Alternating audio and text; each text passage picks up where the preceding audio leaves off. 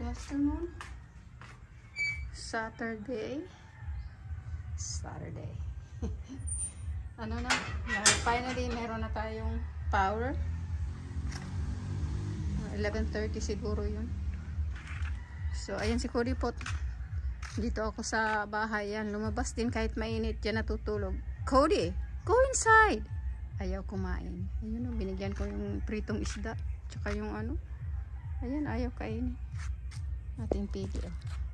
Pinapatuyo ko. Yan, nagbunot ako ng nyug. Ano na.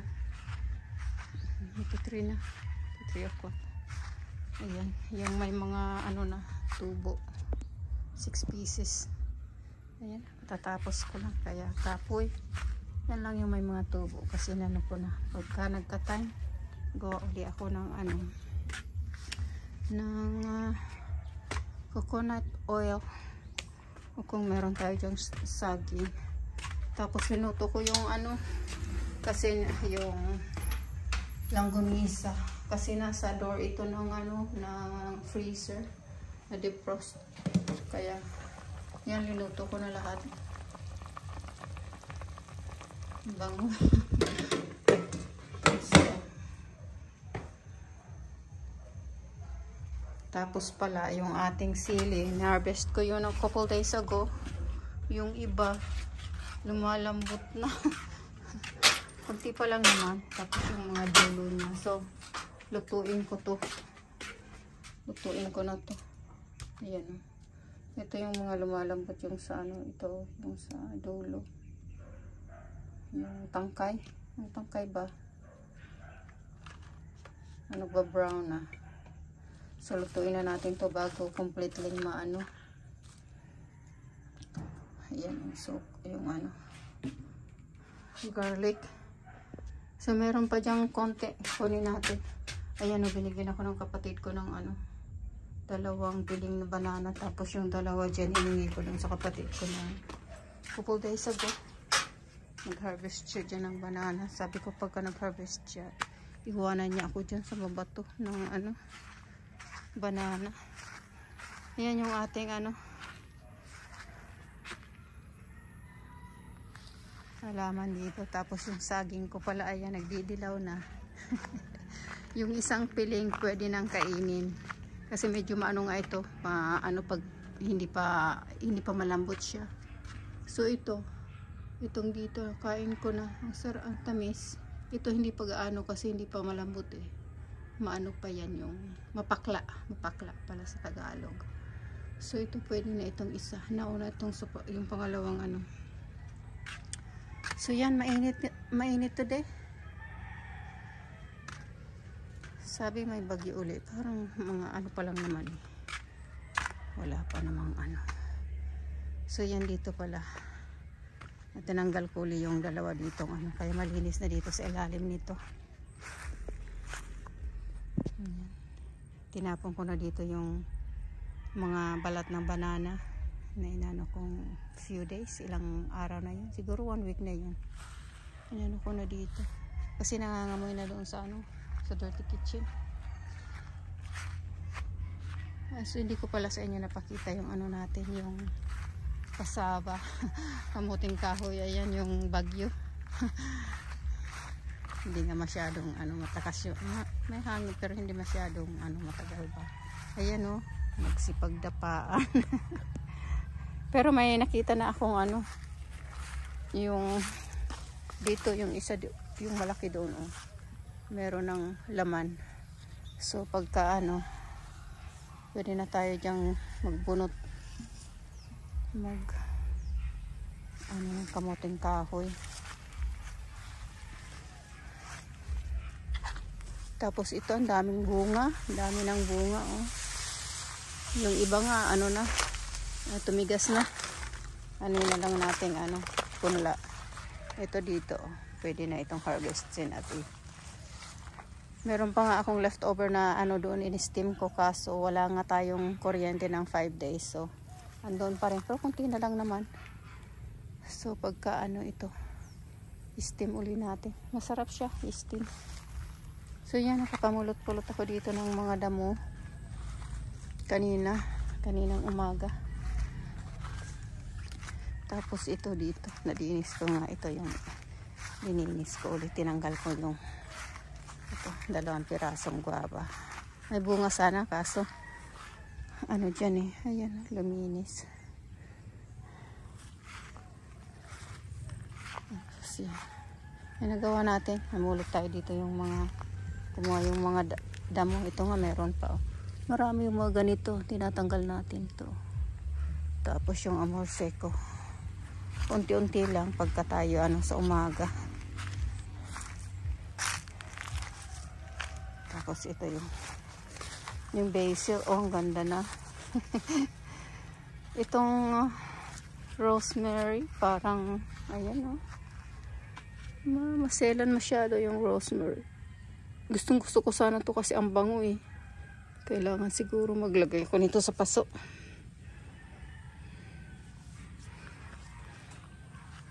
Maselan masyado sa akin yung ito oh, yung ating ano mint arbobuena. Ayan oh, ang ganda na. Bago ko itong tanim eh, siguro ilang ano na rin, kailan ba itong bahay kubo na tapos, 1 buwan na rin siguro. Ito ko yung kinuha sa ano,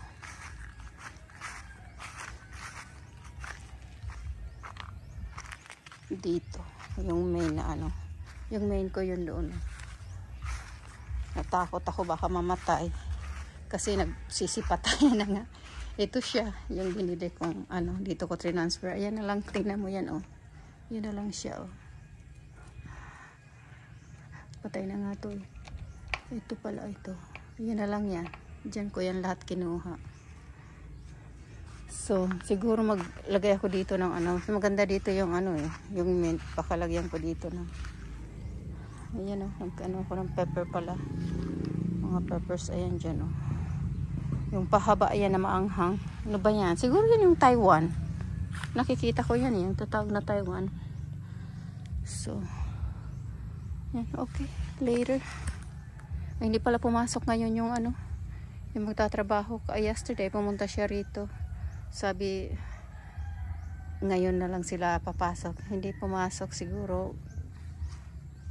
Na-busy din. Okay, later. Yan, luto na yung ating langganisa. Langganisa nga ba ito? Oo. Ayan. Ay, ano kasi ito eh. Brown sugar, kaya ganyan. Gano.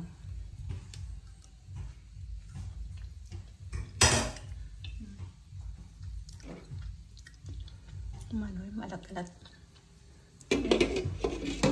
Luto na. So later. Tapos dito naman ang ating sili. Ayan. Almost done na rin ito. Ayan.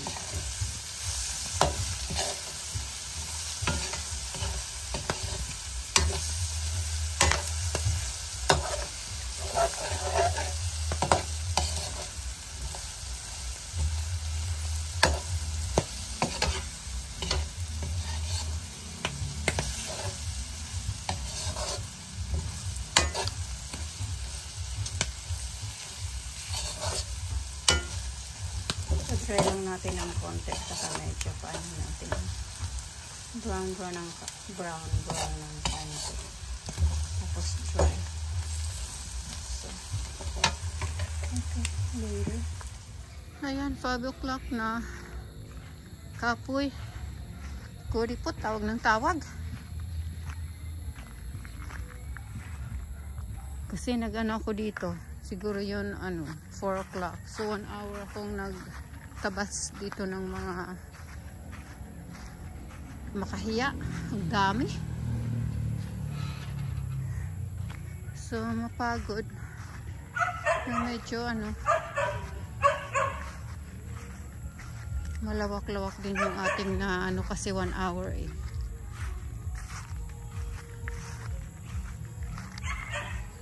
Ayan o. Diyan, sa parke na yan, konti. Tapos ito yung dito, yung sabi ko, ito lang matapos ko. Pero nakapag ano tayo, hindi ko nasagad doon. Umikot tayo dito. Yan. So ayan, dami ng tambak na ano dito. Ang daming makahiya. Oh. Kasi kailangan talaga kasing ano eh. So, ito dito pa. Ito. Doon. So, siguro kung makapag ano tayo bukas. Saka itong ito hanggang doon. So, kasi makapali. So, hindi nag-show up yung ating pamangkin. Nakita ko dito nagmotorsiklo. At least may nagawa uli. Medyo marami akong nagawa today nakapagbunot ng niyog. 6 na piraso. Tapos naluto ko yung ano yan, yung sili. Ayun nga, nag-aantay pa. Pinaano ko muna. Ano yan? Ito yung mga gumagapang. Pinalamig ko muna. Yung ano. Ito ang dami. Takes time. Unti-unti lang. Yan naman talaga eh. Buti kung meron tayong kakatulong dito. Medyo madali din itong matapos. Kaso wala eh.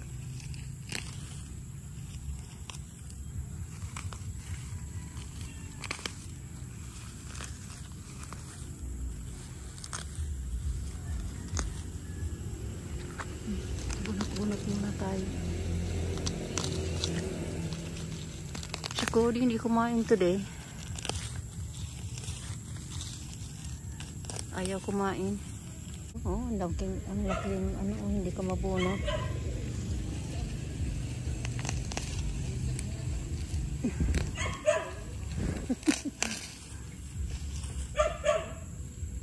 Dami talaga.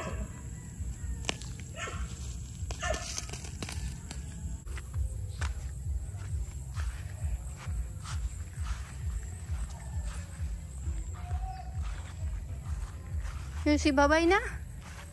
Dali na. Say bye-bye. Say bye. Ayaw talaga kumain. Oh. Ay, kumain din ng konti. Say bye-bye. Bye-bye.